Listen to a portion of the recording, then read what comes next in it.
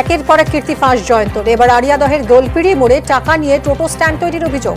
চাঁদার নামে টোটো থেকে তোলা আদায়ের অভিযোগ জয়ন্ত ও রাহুলের বিরুদ্ধে।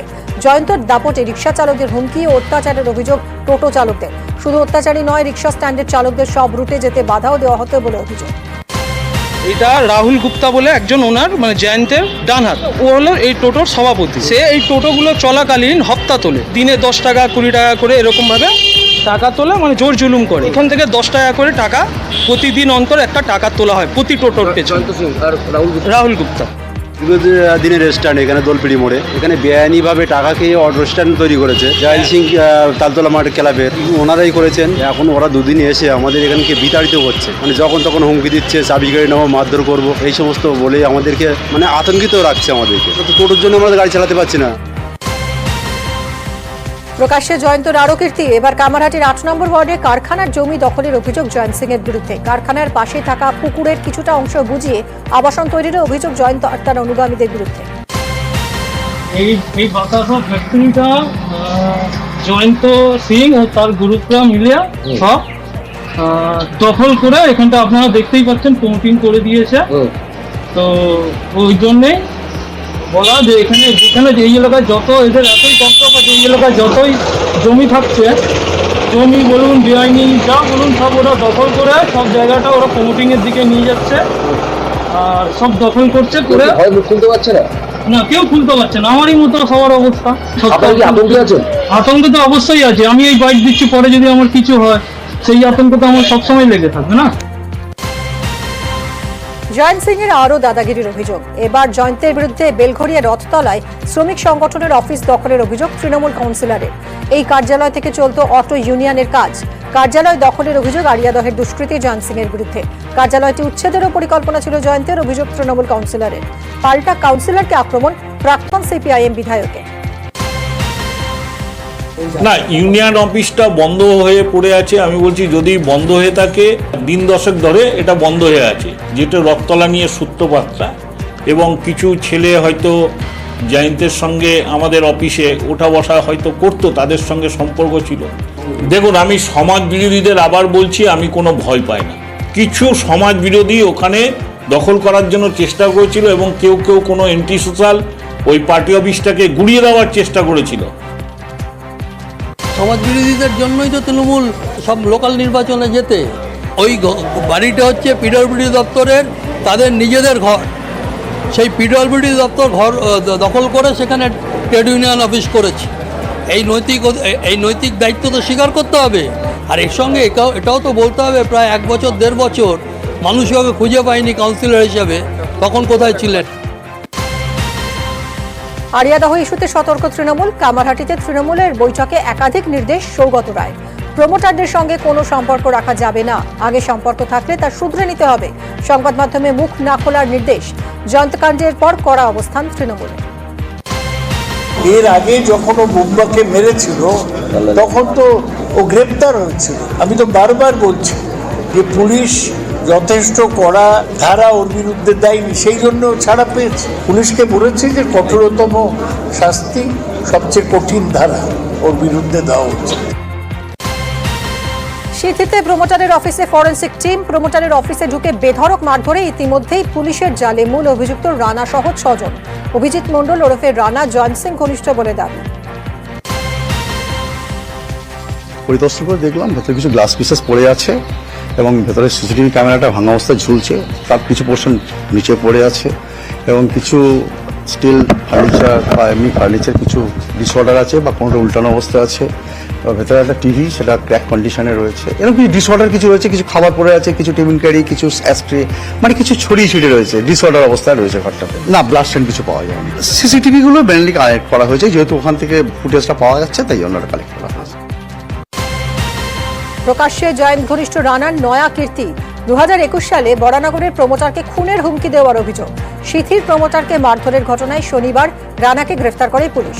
সোমবার রানার বিরুদ্ধে সরব বরানগরের প্রমোটার।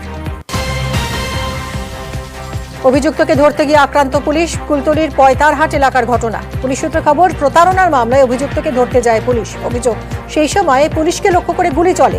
ঘটনায় 2 মহিলাকে গ্রেফতার করেছে পুলিশ।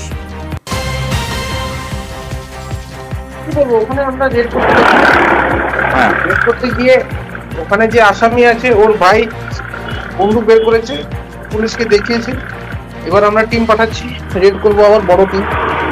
কোনো আহত হয়েছে পুলিশ? কোনো না না, কোনো আহত হয়নি। ক রাউন্ড গুলি চালিয়েছে?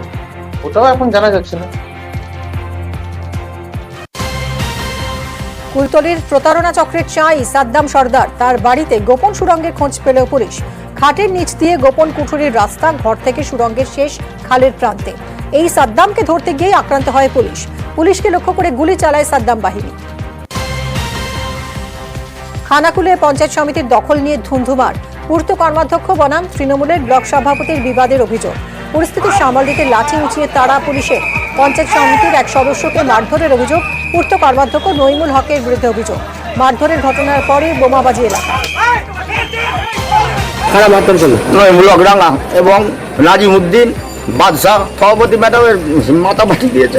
মিটিংটাকে বানচাল করার জন্য নইমুল হক রাঙাই সব করেছে। তাই সমিতি থেকে আমরা পদত্যাগ করেছিলাম 22 জন। এসডিও ম্যাডাম হিয়ারিং ডেকেছিল, আমরা মিটিংয়ে ডেকেছিল, চিঠি করেছিল, আমরা এসেছিলাম। অবিলম্বে আমার প্রশাসন যাতে রাঙার মানে অবস্থা নেয় বা রাঙার যাতে শাস্তি হয়, আমরা সেটা চাই। বেহাল নিকাশি নিয়ে বচসা, মুখোমুখি বিজেপি সাংসদ এবং তৃণমূলের যুব নেতা। সোমবার পুরাতন মালদার 17 নম্বর ওয়ার্ডে জোর শোরগোল।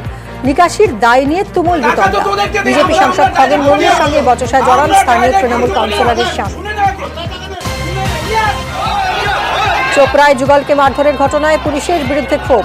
তদন্তে গড়িমসির অভিযোগে ইসলামপুর এসপি অফিসের সামনে বিক্ষোভ সিপিআইএম এর। ব্যারিকেড ভেঙে এসপি অফিসে ঢোকার চেষ্টা। পুলিশ সিপিআইএম কর্মীদের মধ্যে ধস্তাধস্তি। পরিস্থিতি সামাল দিতে এলাকায় বিশাল পুলিশ বাহিনীর মোতায়েন। ইসলামপুরের তৃণমূল নেতা খুনে এখনও অধরা অভিযুক্ত। মুখ্যমন্ত্রীর কাছে সিবিআই তদন্তের আবেদন নিহতের স্ত্রীর। দুষ্কৃতীরা গ্রেফতার না হওয়াতে বাড়ছে ক্ষোভ। গোটা এলাকা থমথমে। 24 ঘন্টার মধ্যে দোষীরা গ্রেফতার না হলে জাতীয় সড়ক অবরোধের হুঁশিয়ারি নিহতের দাদার। যারা আমার স্বামীকে মারছে তাড়াতাড়ি অ্যারেস্ট হোক। 24 ঘন্টা পার হয়ে গেল। আমি সিবিআই তদন্ত চাই। আমি একটাই কথা, আমি সিবিআই তদন্ত চাই। আমাদেরকে সিবিআই তদন্ত দেখ, সিবিআই তদন্ত করা। পুলিশের উপর আমাদের আর কোনো ভরসা নাই। 48 ঘন্টা হয়ে গেল, কি করে আমরা বলে। গাড়ুই নদীর সংস্কার সহ একাধিক দাবিতে বিক্ষোভ। আসানসোলের ধাদকায় মঙ্গল পাণ্ডে সেতুর উপর ধর্ণা। বিজেপি নেতা জিতেন্দ্র তিওয়ারির নেতৃত্বে বিক্ষোভ। পুরবোর্ড গঠনের 2 বছর পেরিয়ে গেলেও নদীর সংস্কার না করার অভিযোগ। গত 2 বছর বর্ষায় নদীতে 5 জনের মৃত্যুর অভিযোগ বিজেপি। আসানসোল পুরসভা জেলা প্রশাসনের বিরুদ্ধে ক্ষোভ। বিজেপি নেতার অভিযোগ, অস্বীকার আসানসোল পুরসভা। আমরা তাদেরকে অ্যাডিকুয়েট সময় দিয়েছি। 2 বছর পেরিয়ে গেল। এই 2 বছরে অন্তত 5 জন ব্যক্তি মারা গেছে এই গাড়ুই নদীর কারণে। গাড়ুই নদী নামে 50 লক্ষ টাকা, 1 কোটি টাকা কোথায় কি হয়ে যাচ্ছে আমরা কেউ জানতে পারছি না। কিন্তু গাড়ুই নদী যেরকম ছিল সেরকমই আছে। নিরুপায় হয়ে বারবার বলার পরেও যখন পৌর নিগম কোনো ব্যবস্থা নিল না, রাস্তাঘাটের অবস্থা আপনি দেখুন। পানীয় জল আসানসোলে মানুষ পাচ্ছে না। পুরো পরিষেবা বলতে যেটা বোঝায় কোনোটাই হচ্ছে না। অন্য কোনো উপায় না পেয়ে আজ আমরা 12 ঘন্টায় ধর্ণা বসছি। আগামী দিনে আরো বড় আন্দোলন। সম্পূর্ণ একটা ভুল অভিযোগ। সঠিক কোনো ইনফরমেশন নেই যে গাড়ুই নদী আমরা গত 3 বছর ধরে আমরা বিভিন্ন প্রজেক্টের মাধ্যমে তার ক্লিনিংয়ের কাজ করছি। বাস্তবের মাটিতে দাঁড়িয়ে আসুন, গাড়ুই নদীর পাড়ে দাঁড়ান। আমাদের যেসব কাজ চলছে, আমরা 8টা স্পট বলছি, দেখুন আমাদের কাজ চলছে। এটা একটা বিরোধী রাজনৈতিক দলের বক্তব্য। বাস্তবে তিনি এই চেয়ারে বসেছিলেন, আসানসোল কর্পোরেশন মেয়রের চেয়ারে। তিনি জানেন কিভাবে কাজ করা হয়। চোখ অপারেশন করাতে গিয়ে নেমে এলো অন্ধকার। মেটিয়াবুরুজের হাসপাতালের 2 রোগীর একটি করে চোখ সম্পূর্ণ নষ্ট হয়ে গেছে, জানিয়েছে রিজিওনাল ইনস্টিটিউট অফ অপথ্যালমোলজি। আরেকটি চোখে দৃষ্টিশক্তি ফেরাতে চিকিৎসা চলবে। 6 মাসের আগে দৃষ্টি ফিরবে কিনা বলা সম্ভব নয় বলেই জানাচ্ছেন চিকিৎসকরা। বাকিরাও আংশিক দৃষ্টিহীন বলে দাবি চিকিৎসকদের। ডেবরায় চোরাই অভিযানে গিয়ে চক্ষু চড়ক গাছ পুলিশের। চক রাধাবল্লভপুর এলাকায় সোমবার অভিযান ডেবরা থানার পুলিশের। ড্রিল মেশিন দিয়ে ভাঙা হয় শৌচালয়ের চেম্বার, আর চেম্বার ভাঙতেই চক্ষু চড়ক গাছ উদ্ধার। ড্রাম ভর্তি চোলাইয়ের সরঞ্জাম। চেম্বার ভাঙার দুর্গন্ধে ফের অসুস্থ 2 মহিলা। ডেবরা সুপার স্পেশালিটি হাসপাতালে ভর্তি। খড়দা রেলগেটে ট্রেন দুর্ঘটনার পরও ফিরল না হুঁশ। রবিবারের পর সোমবারও প্রাণের ঝুঁকি নিয়ে চলছে লাইন পারাপার। বন্ধ রেলগেটের নিচ দিয়ে সাইকেল নিয়ে চলছে ঝুঁকির পার। দুর্ঘটনার জন্য মানুষের অসচেতনতাকেই দায়ী করছেন স্থানীয়রা। ফের জোরালো হচ্ছে ওভারব্রিজের দাবি। সাধারণ মানুষের যদি সেন্স না আসে তাহলে কিছু বলার নেই। মা বাচ্চাকে নিয়ে যাচ্ছে, আজকে আমি বাড়ির গার্জিয়ান, আমি যদি সেরকম হয়ে যাই আমার ছেলে মেয়ে ওরকমই হবে। যতটা এদের দোষ তত থেকে সাধারণ লোকের দোষ রয়েছে। গেট লাগিয়ে দিয়েছে, আমি এমন বহুদিন দেখেছি গেট লাগিয়ে দিয়েছে, গাড়িটা এখানে দাঁড়িয়ে আছে, 4 চাকা গাড়ি ঢুকিয়ে দিয়েছে, জানে নামানোর আগে যদি ঢুকিয়ে দিতে পারি ও ঠিক খুলবে, এই ভরসায়। এটা হচ্ছে নিজেদের সচেতনতার সবচেয়ে বেশি অভাব, মানছেই না। আপনি খড়দা ছাড়া অন্যান্য সব জায়গা আছে, কোথাও আপনি দেখতে পাবেন না যে সারাদিন আরপিএফ দাঁড়িয়ে, যেখানে কিন্তু আরপিএফ একটা দুটো রোজ দাঁড়িয়ে থাকে, 30 দিন 28 দিন। সে নিয়ম মানছে না, যদিও আমরা চেঁচিয়ে যেতে যদি বলতেও থাকি তাও কেউ মানছে কেউ মানছে না। সিঁড়ি আছে, সিঁড়ি দিয়ে তো কেউ তো যায় না, সবাই শর্টকাটই চায়। ওই লোকটার উপর বা মানুষটার উপর তার একটা চিন্তা ভাবনা চাই যে পেরোচ্ছি কোথা থেকে, না কানে হেডফোন দিচ্ছি না ফোন দেখে পেরোচ্ছি, এটা একটা দরকার। খড়দায় ট্রেনের সঙ্গে গাড়ির সংঘর্ষ, ঘটনায় গ্রেফতার গাড়ির চালক অমল সরকার। সোমবার দীর্ঘক্ষণ জিজ্ঞাসাবাদের পর রেল পুলিশের হাতে গ্রেফতার। জিজ্ঞাসাবাদ চলে দুর্ঘটনার সময় কর্তব্যরত গেটম্যান রেল পুলিশকেও। সেই জিজ্ঞাসাবাদের পর কর্তব্যরত গেটম্যানকে ক্লিন চিট দিলেও গ্রেফতার গাড়ির চালক। রেশন বন্টন দুর্নীতি মামলায় শেখ শাহজাহানের ভাই সিরাজউদ্দিনকে ইডির নোটিশ। সিরাজউদ্দিনের পাশাপাশি আত্মীয় রানাবাবু লস্কর এবং গাড়ির চালক ফারুক মিয়াকে 3 জনকেই তৃতীয় নোটিশ পাঠালো ইডি। পরপর দুবার তলবে হাজিরা দেননি, এবার হাজিরা এড়ালে আইনি পদক্ষেপ নেওয়া হবে জানিয়েছে ইডি। বৃহস্পতিবার এবং শুক্রবার হাজিরার নির্দেশ। 4 বিধায়কের শপথে কড়া রাজ্য। সায়ন্তিকা রেয়াতের শপথ জটিলতার পুনরাবৃত্তি চায় না রাজ্য। বিধানসভার তরফে দ্রুত শপথের চিঠি রাজ্যপালকে আইন অনুযায়ী অনুমতির আবেদন। অনুমতি না পেলেও আটকাবে না 4 বিধায়কের শপথ। আগামী অধিবেশনে শপথ করাতে পারবে বিধানসভা। শপথ তো হতেই হবে। আমাদের পিএ ডিপার্টমেন্ট রাজ্যপালের সঙ্গে যোগাযোগ করছেন, তাদের এটা এদের কর্তব্য, এবং রাজ্যপালের কাছে উনি যেটা কনস্টিটিউশনাল কনভেনশন যেটা নিয়ে আগে এত বিতর্ক হয়েছিল সেটাকে ফলো করে যদি স্পিকারের কাছে দেন তাহলে আমরা তো শপথ পাঠ করে দিতে পারি।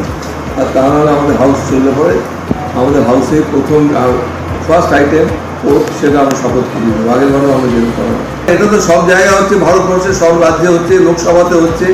মিড টার্ম করে যারা জয়লাভ করে আসবে তাদের শপথ দপ্তর স্পিকার পাঠ করা। দুর্ভাগ্যজনকভাবে আমাদের আগে রাজ্যপাল অন্যরকম চিন্তাভাবনা করেছিলেন, আমার মনে এবার হয়তো উনি অন্যরকম চিন্তাভাবনা করবেন। ফের ডিজি রাজীব কুমার। রাজ্যের ডিজি পদে ফেরানো হলো রাজীব কুমারকে।